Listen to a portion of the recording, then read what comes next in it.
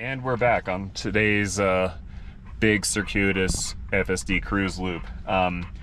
We are going to stop by one of my favorite breakfast places to grab some brunch.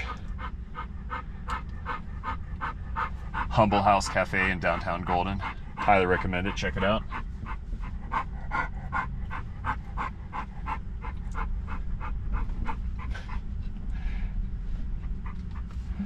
Those guys were super friendly to my pups.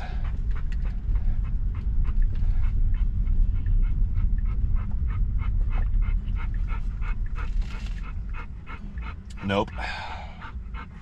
Turn right, car.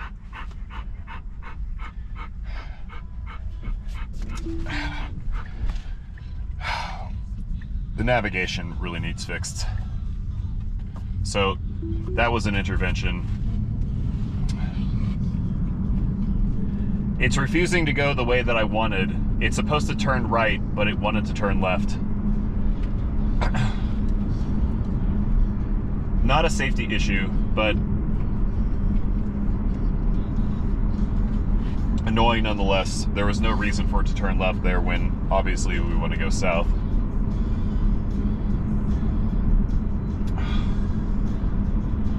It's the only thing that's not quite right.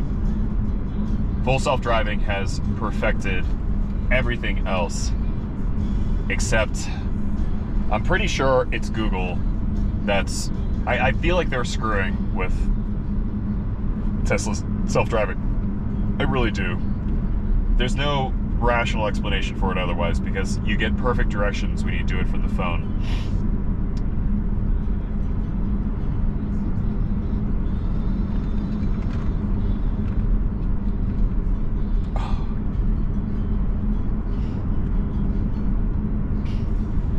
So yeah, navigation interventions happen. It's annoying as hell.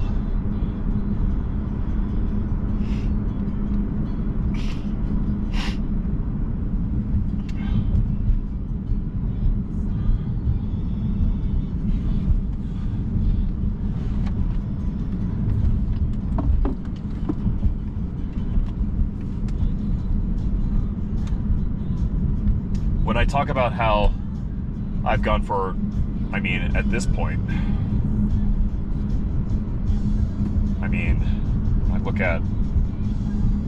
I've got 2,500 miles of self-driving in this car since 14.2, and then my wife's car is at about 5,000 or so. So right there, that's between 7,000 and 8,000 miles of self-driving between our two cars, just on 14.2. I think at this point I'm somewhere in the ballpark of 15,000 to 20,000 miles of FSD, and I haven't had to make a safety intervention in an extremely long time. I honestly cannot tell you when I last had to do one. It's been so long. But a navigation intervention, yeah, I had no problem showing you those. It's stupid. We should have perfect navigation by now, and we don't. That doesn't mean that it doesn't figure things out. Like, what I was going to do there is make a left turn. And then it was going to go down a narrow lane, turn around, and then come back this way. That's just stupid. Just absolutely no reason for that whatsoever.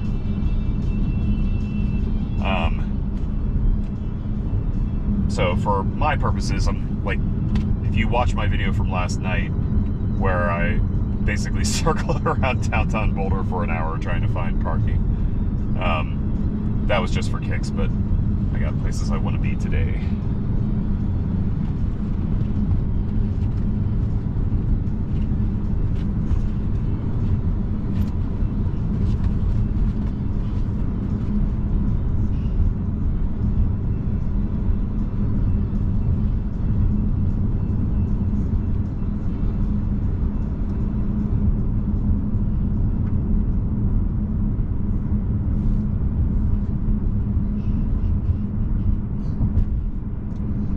There's a bunch of bison down there, I think. This is another beautiful area right here to hike. Back that way is Coal Creek Canyon, which I featured, or have featured often on this channel.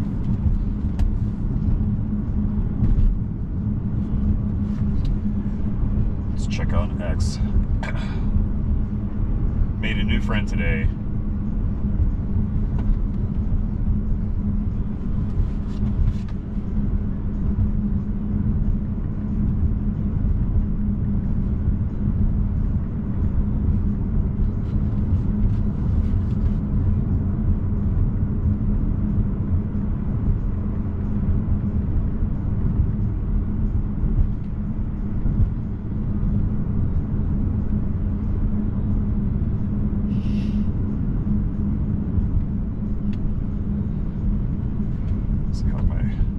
Stupid content doing?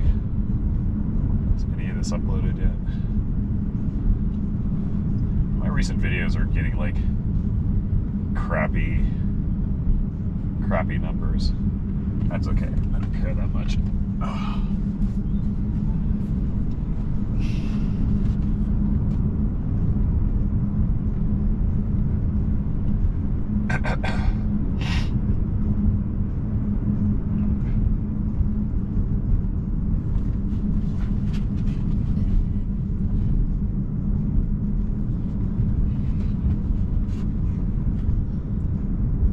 This is going to be a somewhat long segment.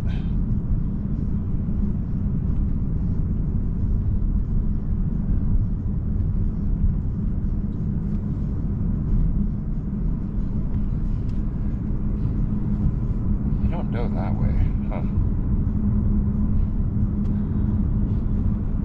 What road is that? Gap Road? Oh no, I don't want to do that. I'm pretty sure that road is a shit show. Actually, yeah, it is. That's gravel. That goes through Golden Gate Park. It's fun to ride your bike on. It would be excellent for a Cybertruck, but I don't feel like taking this thing out on that.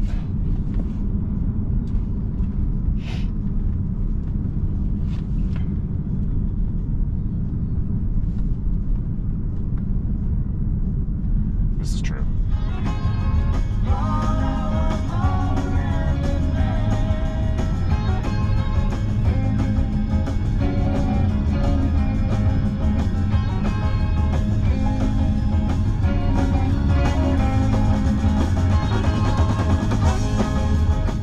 And there's the YouTube copyright strike. I'll say it again. If you're ever watching my videos and you just hear like random muted sections, or it looks like I'm interacting with music, but you don't hear any, YouTube lets you scrub out copyrighted material if it flags it. Surprises me that's still a thing. Like, you know, I grew up during the time when the MPAA and let's see, the recording industry, whatever, the RIAA, I think, when they were just going bonkers with DMCA notices for everything online. Such a stupid time. Like, just the fact that non-commercial use of copyrighted material is just still treated so harshly. Just fucking dumb. I mean, I'm not monetized. I'm a nobody. So what if I'm playing some music in my car as I'm posting these videos? Like, I mean, YouTube is permissive about it in most cases. I guess what I'm worried about is if I ever do manage to get subscribers to be monetized, like, I don't know how that affects you. I'm open to that possibility. I'm not trying to, but it'd be really cool if I could.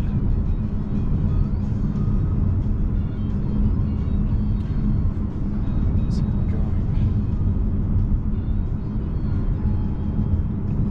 Just want to make sure that Google isn't leading us astray.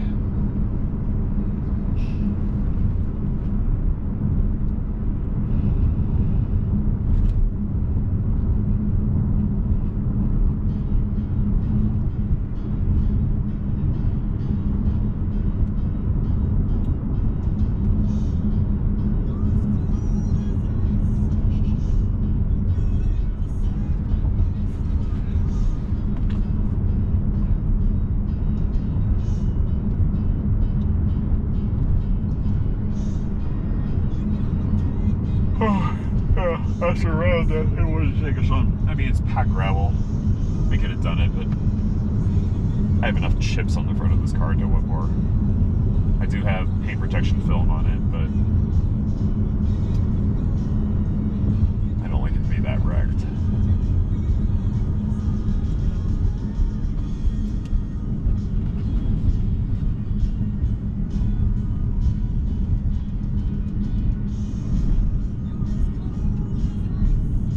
So when I do my video processing later, one of the things I have to do is let Final Cut Pro generate, transcode like a bunch of proxy media. I keep all my video locally cached on this, RAID 5 array with a bunch of crappy hard spinning rust hard disks, and there's no way to properly what am I trying to say? There's no way to properly get it to, what am I trying to say? I'm dumb right now. To edit multiple, 5K video streams at the same time just gets too slow.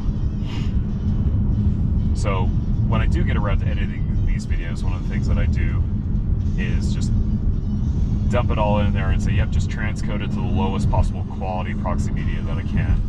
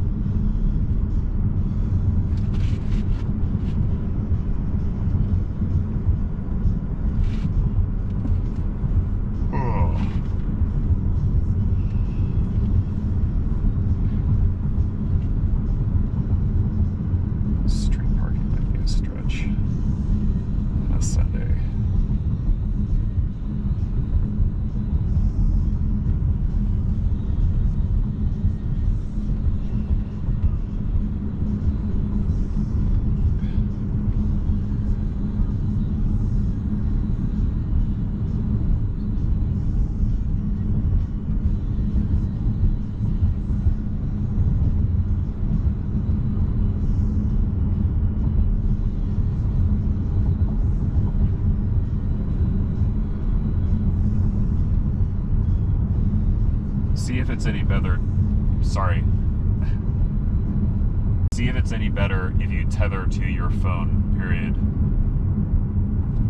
Or just get off her. Are you trying to view these on your laptop, question mark?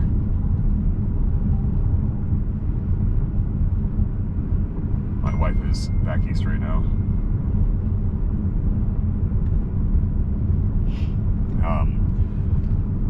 I dug up through the archives a bunch of ancient pictures for her for a family thing.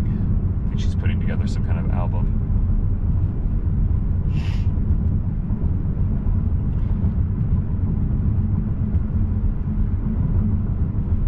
What a beautiful day in Colorado. Windy as fuck, but just so freaking nice here.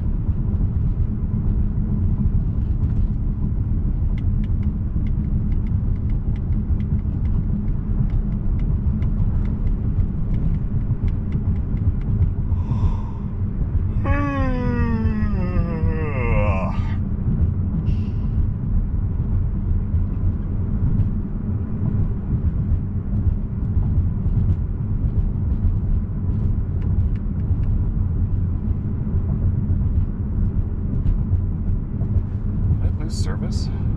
Oh, because I'm not connected to the Starlink right now.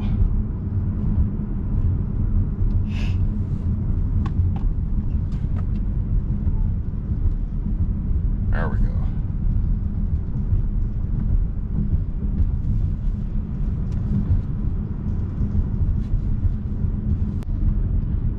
Yes.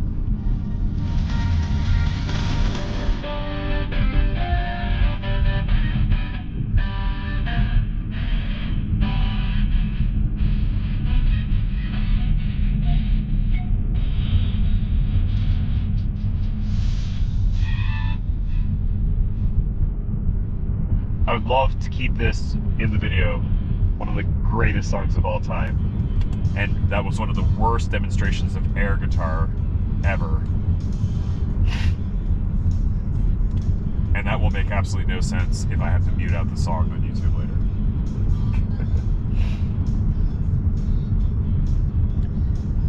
Making chicks for free.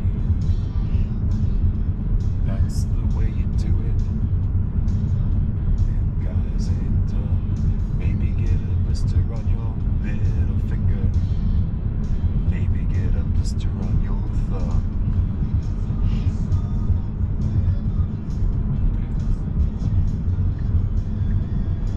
We've got to move these refrigerators. Got to move these color TVs. Oh, maybe we should have taken a long way around. That's okay. It's gonna be afternoon by the time I get home. I wish I had all the time in the world. I want to just record tons of driving through Colorado with self-driving. And just inundate YouTube with this shit. I mean, not only because I'm a huge believer in FSD, but for many reasons. But also show off how beautiful the mountains are.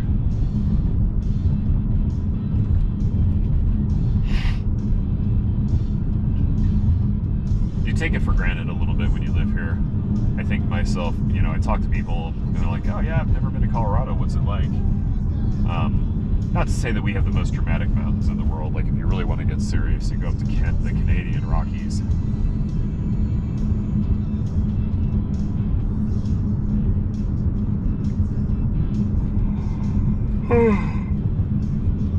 But Colorado is pretty spectacular. There are other places I would like to live. This one's pretty damn good for the time being.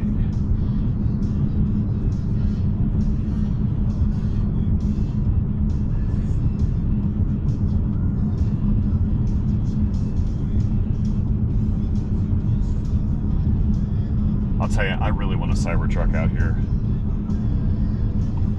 Not anything I can reasonably afford right now.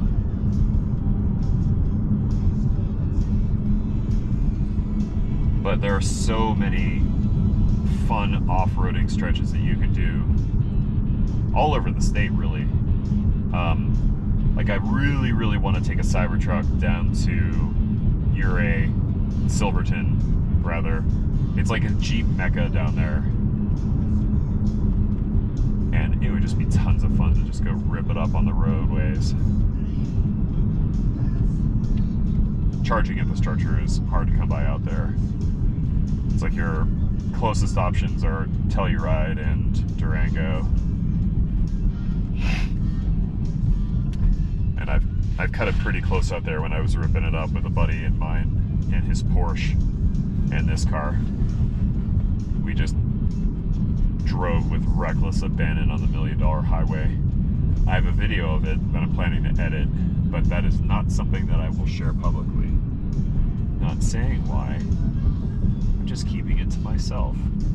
Not that there was speeding or other questionable judgment exercised with motor vehicles.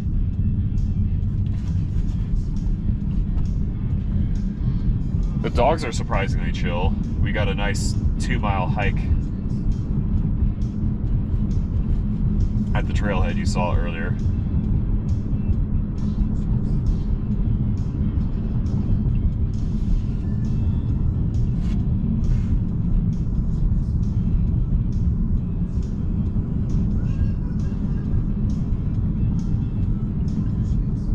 I feel like I should have been recording a YouTube short here. It's a fun, twisty road to record. Although there's a couple good segments coming up ahead.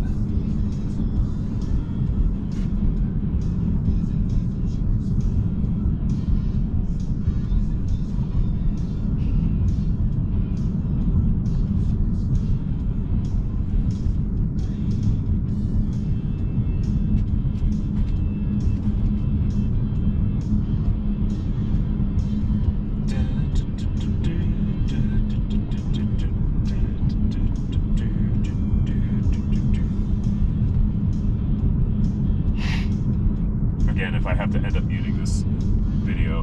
That is going to make no sense.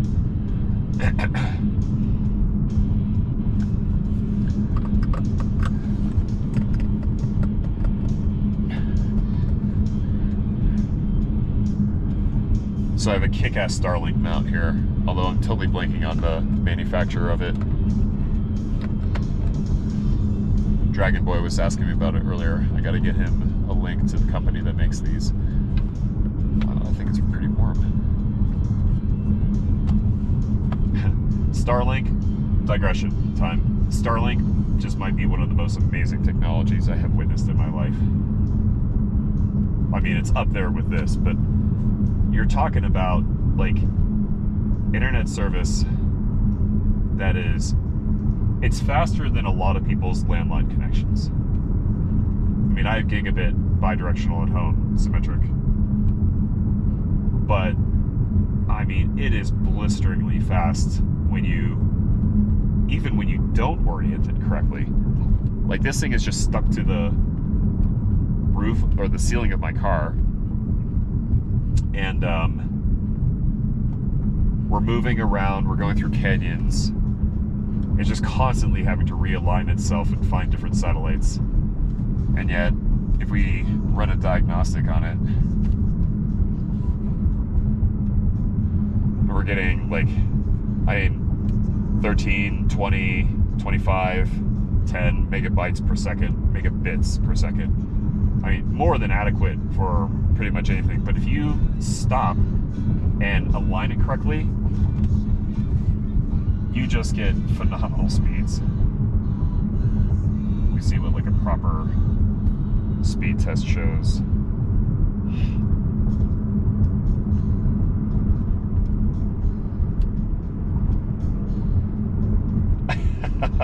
Okay, yeah. For whatever reason, the car is reading low. Like, we're moving and we're changing directions, and the antenna is not angled at the optimal 120 degrees. We're still doing over 100 megabits per second down. Like, that's mind-blowing. Mind-blowing.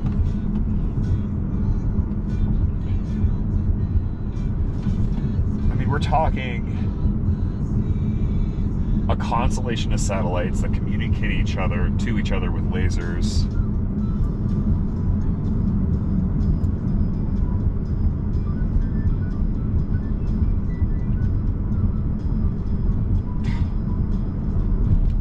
Because, you know, Musk had foresight to, you know, I don't know, make a company that launches rockets.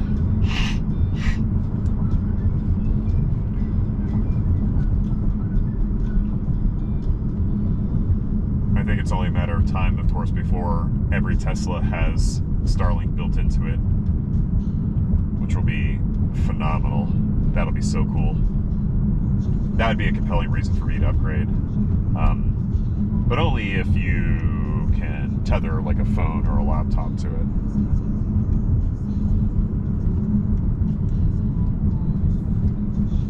But connectivity is obviously important for navigation, but there's still plenty of places you go where there's no cell phone service. I'm not sure what the car's built-in cellular use is.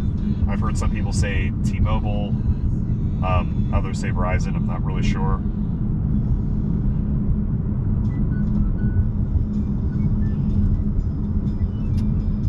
But it's surprisingly good coverage for a lot of places that my wife and I have road trip to.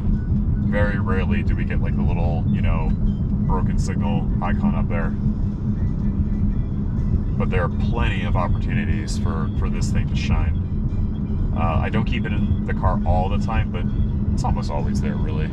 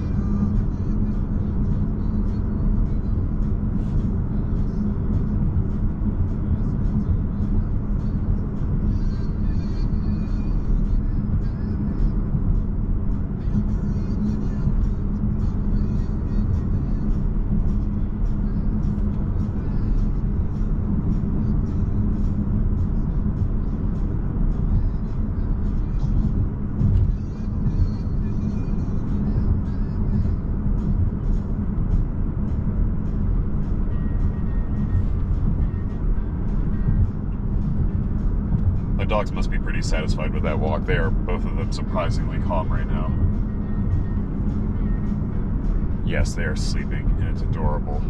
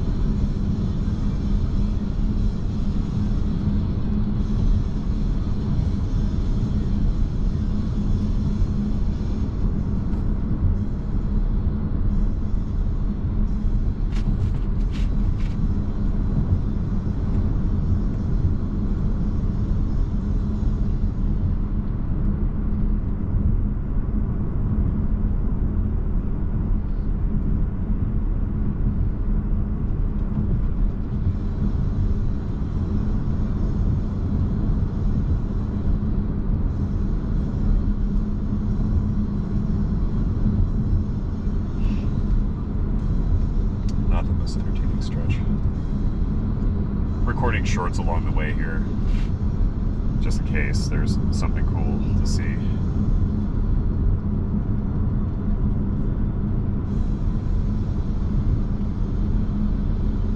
Oh, I guess I'm showing up in these today. That's fine.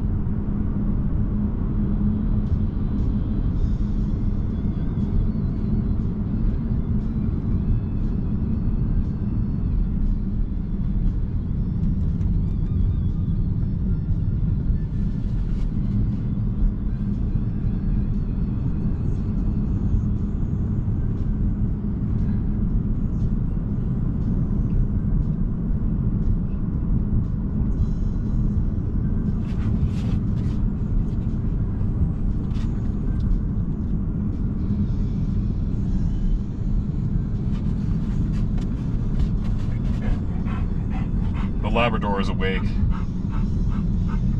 He's going to add commentary to this track, or sorry, a commentary track to this short.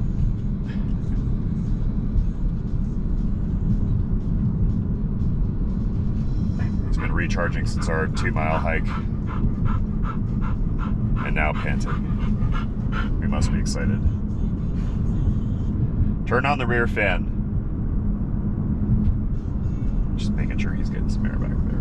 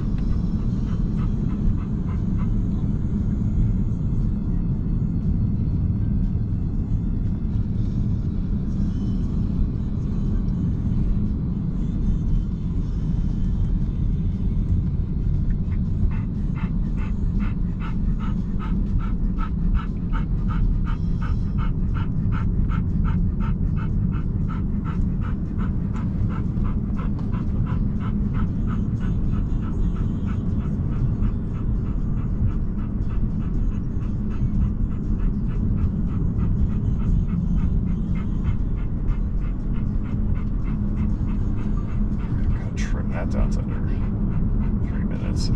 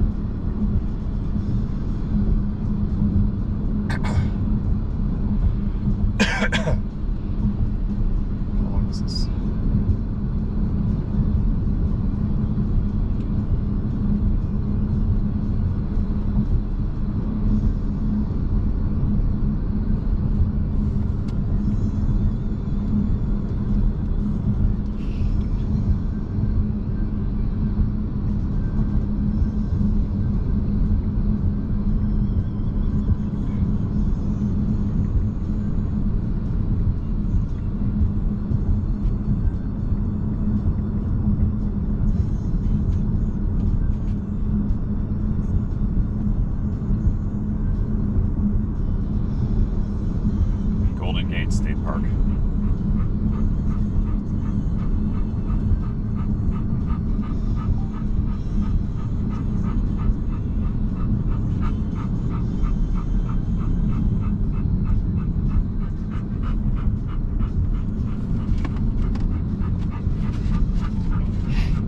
This may or may not be one of those roads that I enjoy driving with enthusiasm on. In case you're wondering why that score is not 100%, there is about between 550 and 600 miles in there of just pure joy.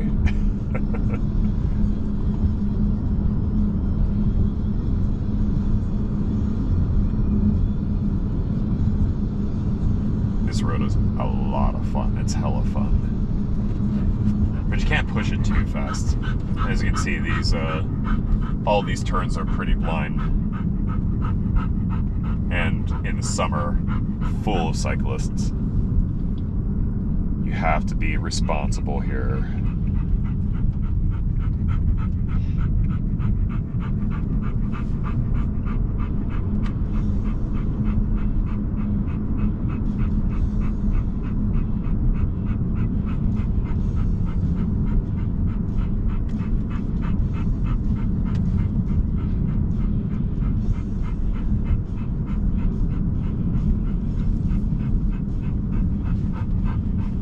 As usual, the Labrador is providing his own commentary track.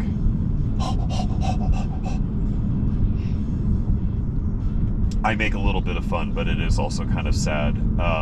Full Self Dog is a pretty aged Labrador at this point, and he has a condition called laryngeal paralysis, which is extremely common in the breed and related breeds. And it's because nerves do not regrow or they start to die that control the muscles of the larynx, and he sometimes he has difficulty breathing.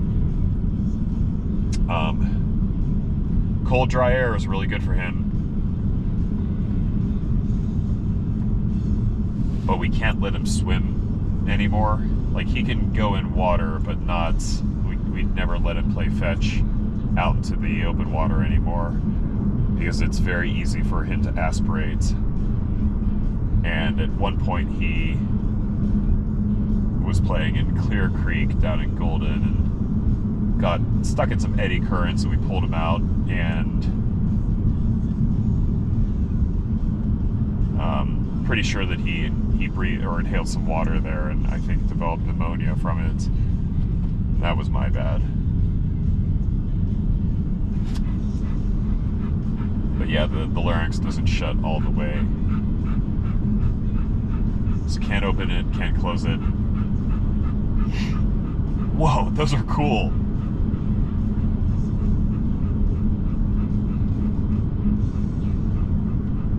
I like that little ground effect that the one in front had. I don't know if you could all see that on the video.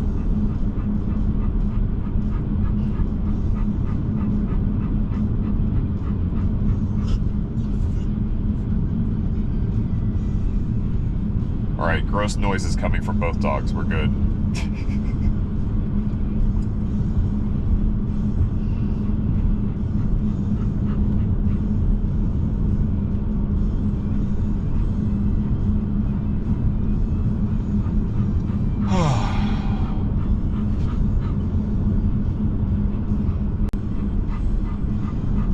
All in all, it's been a really nice drive today. We've got 65 miles of just FSD cruising. I reset the full self-dog odometer right here. Oh, S2000. Okay, I love this car, but the S2000 still has a very special place in my heart. I've never owned one, but that car, it handles like you're on a rail. Oh, look at this. Isn't this cool?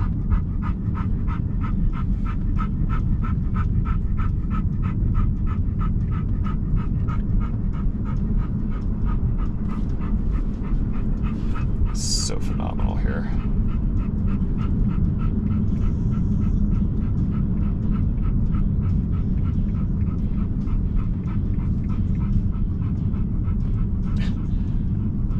You know, I would have been a little nervous on much older versions of FSD, but now when I'm driving on these mountain roads, I just don't even think about it, not in the least. Never crosses my mind that it's going to do anything other than drive perfectly. This is something that I say over and over again. At this point, I would comfortably get in the backseat of this car and take a nap. Like, no exaggeration. The only thing where it's uncertain of is at your destination, where, you know, you need human input to figure out, like, where are you going to park, and do you have to make compromises about whether or not you can find a space and go someplace else. Whoa, look at those tire tracks. Somebody almost had a bad day. Oh, I'm stuffed again. But for just cruising, yeah, we are ready. We're ready to be totally unsupervised, no doubt. It cracks me up how there are still haters and skeptics out there who claim that this technology doesn't even exist. They say outlandish things like, Tesla does not have a self-driving car.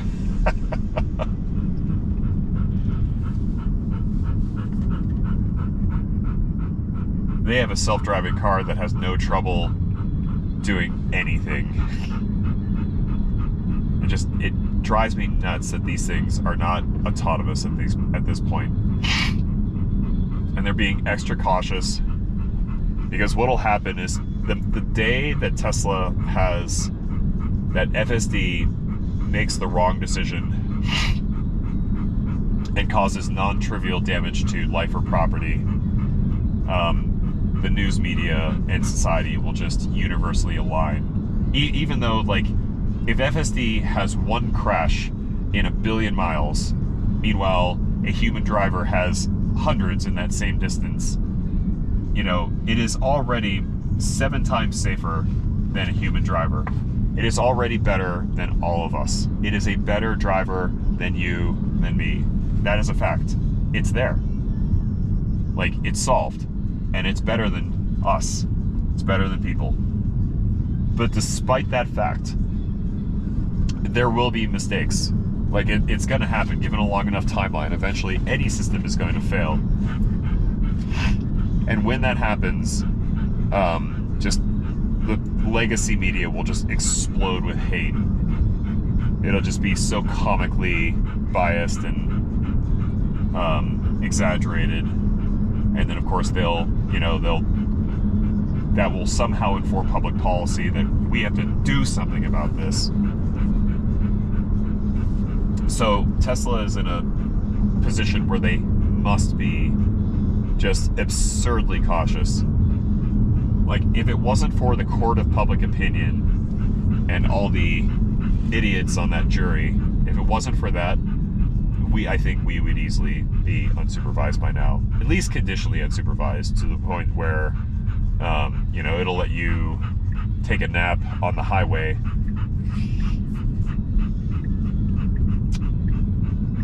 But that's just where we are with all this stuff. This is why we can't have nice things, because people be dumb. Oh, I like the wheels on that Juniper. Oh, is that oh, that's a performance. Damn, that's good. I'm seeing a lot of Junipers lately. There's a reason the Model Y is the best-selling car in the world 3 years running now. It's the perfect car. It is the perfect car. Overall. For most people, for most uses. It's perfect. My wife and I have a Juniper Launch Edition. And it started off with, you know, a few foibles. I think they had retooled the factory, and Tesla is constantly making adjustments, and I think we just got unlucky. It came to us with a bunch of problems that needed fixed, particularly around the climate control. But once we sorted those out, it's been perfect. Absolutely perfect. Like, it's so good that I would consider replacing this Model 3 Performance with a Model Y Performance. And I'm an enthusiast driver. Not like crazy enthusiast, you know, lightweight hobbyist, but damn.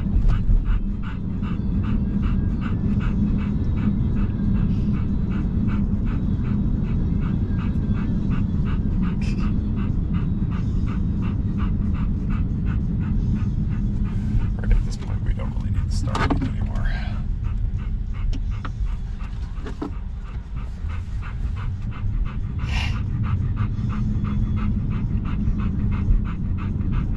I generally keep accessory charging on, and then the Starlink ends up staring at the ceiling in my garage, and all my devices try to connect to it.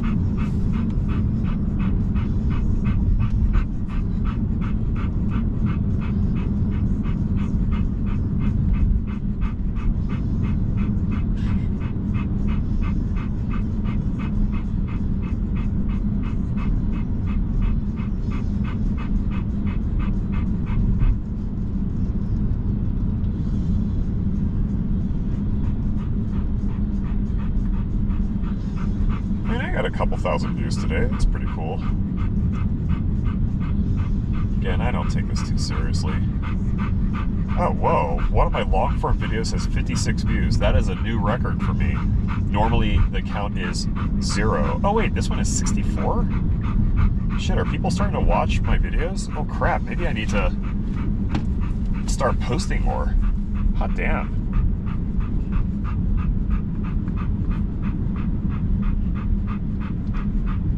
I mean, most of the big long-form videos that I post, like, just nobody watches them. Again, like, I do this stupid shit for my own enjoyment. And if I end up accidentally stumbling into monetization, you know, that'd be cool, I guess.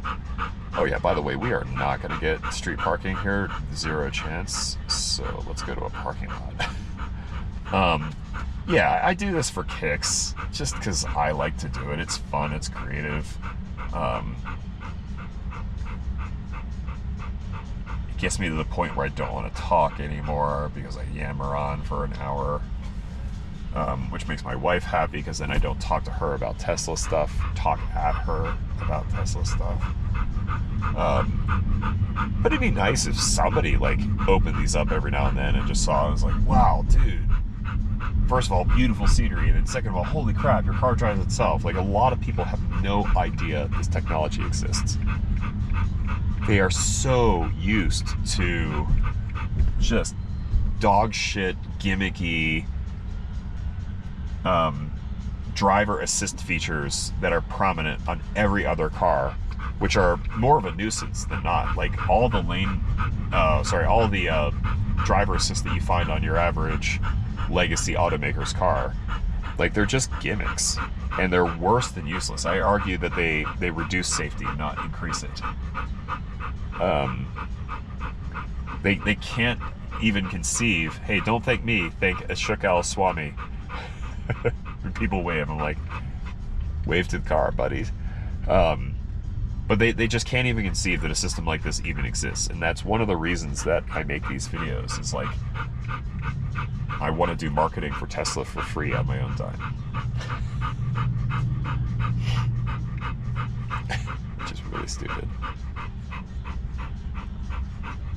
But I have a good time doing it, whatever. I am still bitter that Twitter keeps banning me for trying to showcase Tesla. There is no more hostile place towards Tesla people than Twitter. Just saying. You know, let's try street. Maybe we'll get lucky. I love it when it parallel parks on the street. It just gets my rocks off at the end of the drive.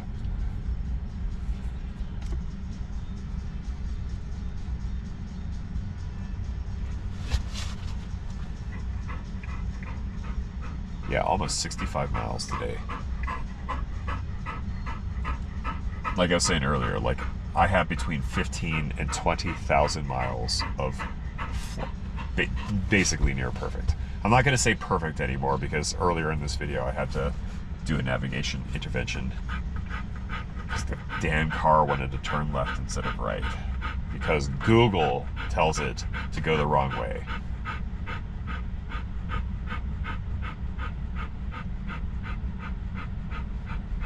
But I digress.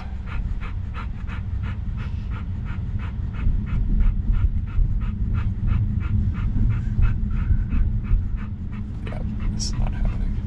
Let's go to a parking lot.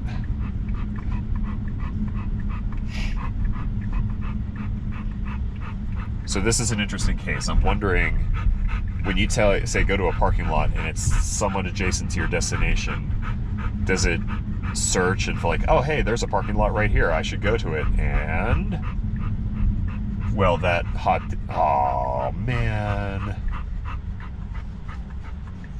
there's a parking lot right there. This is what needs improved. This is the only part. This and navigation is the only shit that still needs a lot of work.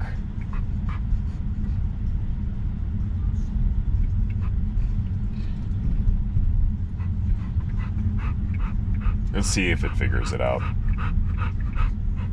But this has got to get better. It can be supervised or unsupervised everywhere else except at your destination. Then you have to think a little bit.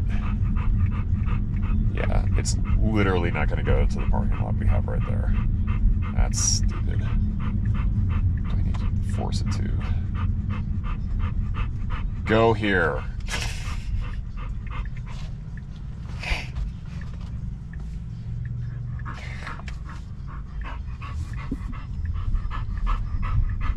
There is no charger. Go to the parking lot.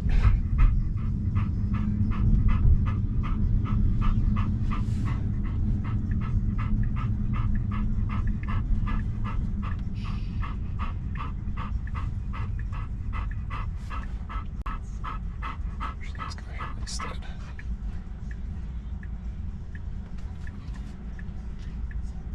I hate that I have to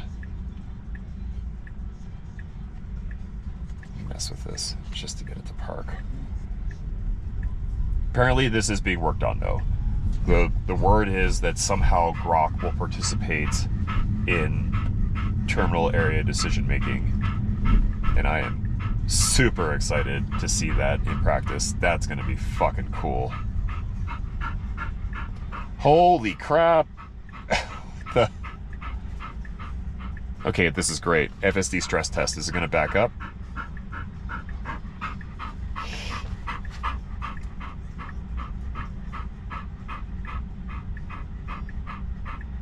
Oh, this is good. I love this kind of stuff. I want to make FSD suffer so we can see how it performs. Oh my gosh. Sorry for all the sniffling again.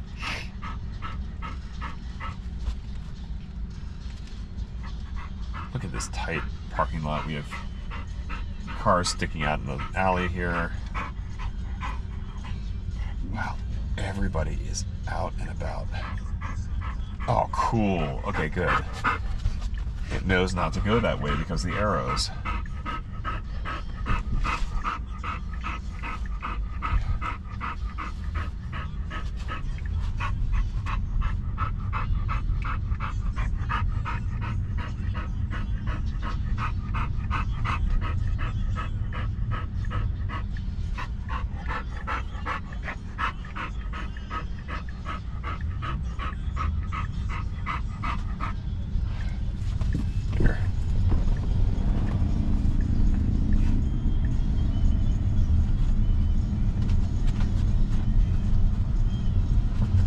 Yeah, I mean, at this point, for practical purposes, I should just intervene and find a spot myself.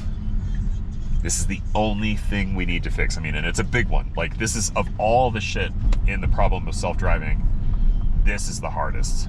This is the final boss, is how do you figure out this shit?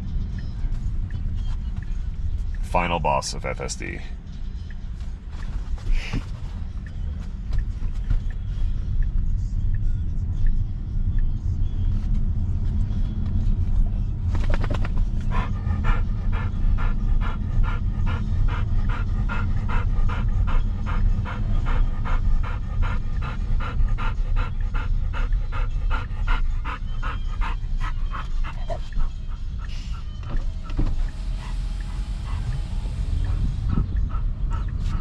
Where are you going, car? You see, look at this routing.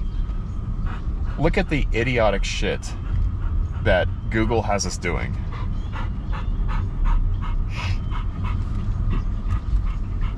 Well, we don't have service right now. Why not? Yeah, I mean, look at this crap. It makes no sense.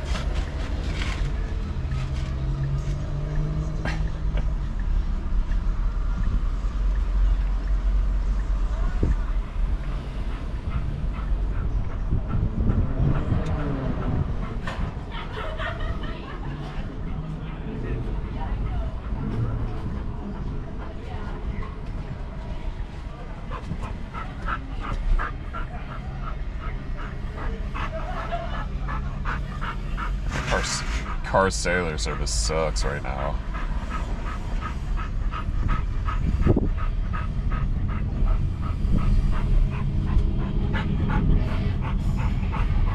Nice. Somebody's rocking out the Eye of the Tiger right there.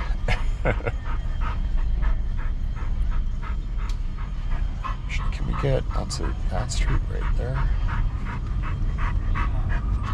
Let's go to that.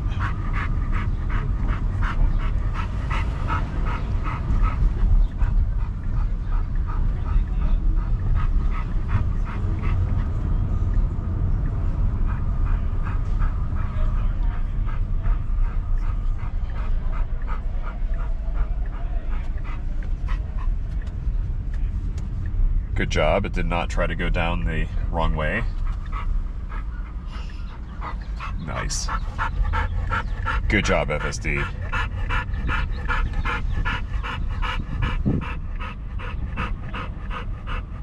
This is nuts.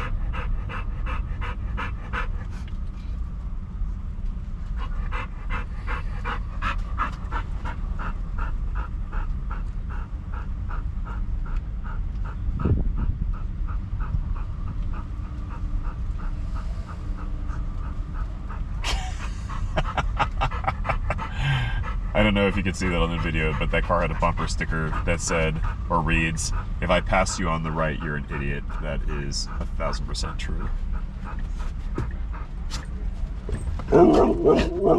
Oh, settle down, pup. Both of you.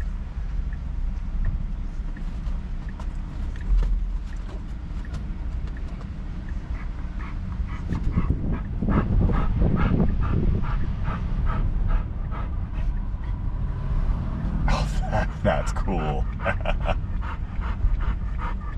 There's like some short-term parking spaces up here on the right. I wonder if it's going to pick one of these. No, you were good. You're a good car.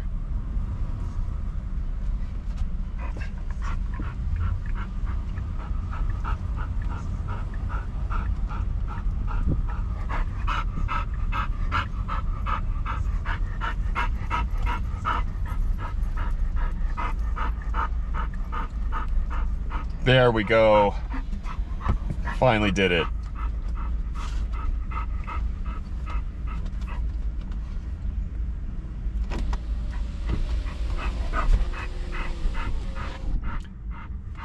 I mean, check that out. It wants to do a correction.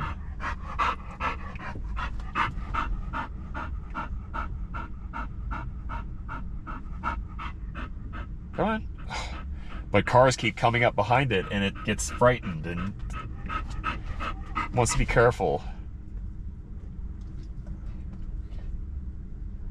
You trying to fix your position?